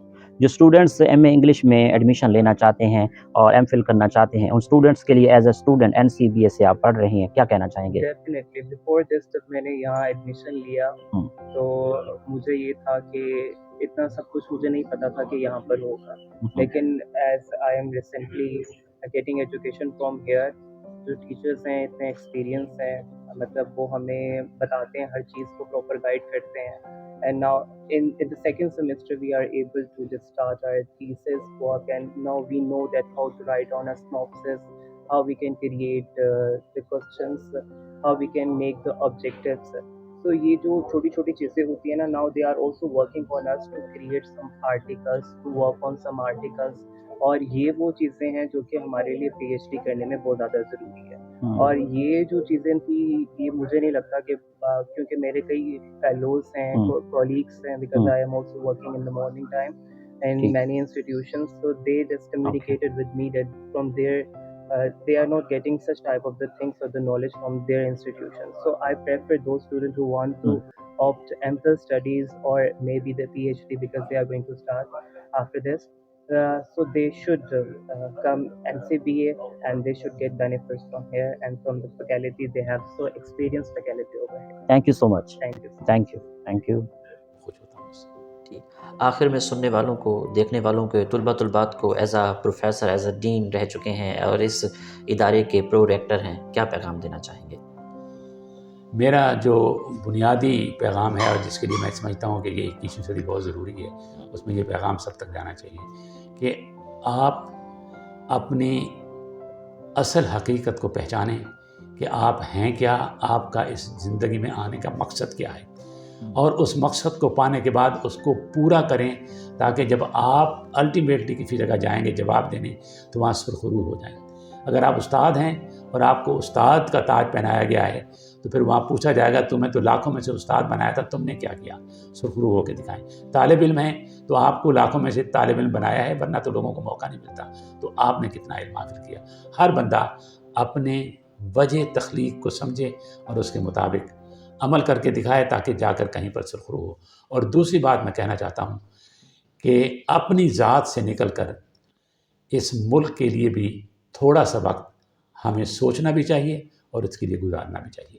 अगर ये नहीं करेंगे तो ये मुल्क नहीं बनेगा, कौम नहीं बनेगी, और अगर हम ये नहीं करेंगे तो हमारे बच्चे जो हैं उनका कोई मुस्तकबिल नहीं होगा। और अगर हम ये नहीं करेंगे तो मुझे ये शक है कि फिर शायद हम अपने बच्चों से भी मोहब्बत नहीं करते। खुदा के लिए मैं तमाम से गुजारिश करता हूँ कि ख़ुद को समझें, अपने इर्द गिर्द के माहौल को समझें, जो खुदा ने आपको ज़िम्मेदारी है वो पूरी करें, और वो इंसान बने जो कि आप चाहते हैं कि क़यामत के दिन आप सुरखरू होकर खड़े हो सकें, वो बनने की कोशिश करें। मुश्किल बहुत है लेकिन नामुमकिन नहीं है, हर शख्स को कोशिश करनी चाहिए। अब मैं ये कोवे की जो मैं अभी हवाला दे रहा था, कोविन ने अभी मेरे एक दोस्त आए हुए थे, उन्होंने बताया कि मैंने एक ट्रेनिंग के लिए बुलाया था, तो स्टीवन ने वहाँ पर कहा कि अगर आप चाहते हैं कि आप अच्छे कैसे बने, तो आप सोचें कि आपकी मैयत पड़ी हुई है और लोग आपके बारे में आप सोचें क्या राय दें जो अच्छी हो। तो जो आप चाहते हैं कि लोग आपके बारे में राय दें, वही आप आज से बनना शुरू हो जाएं। अगर आप चाहते हैं लोग कहें कितना नेक इंसान था, तो नेक होने शुरू हो जाएं। अगर आप चाहते हैं कि कितना शरीफ इंसान था, तो शरीफ होने शुरू हो जाएं। मैं समझता हूँ कि हमें जितने भी बाशऊर लोग हैं और जो इस प्रोग्राम को सुन रहे हैं, मेरी उनसे गुजारिश है, ख़ुद को पहचानें, अपने तख्लीक को पहचान की वजह को पहचानें और वो करें जिस पर अल्टीमेटली आप एक मकाम पर जाकर सुरखरू हो सकें। बहुत शुक्रिया डॉक्टर साहब, नाइस टॉकिंग टू यू।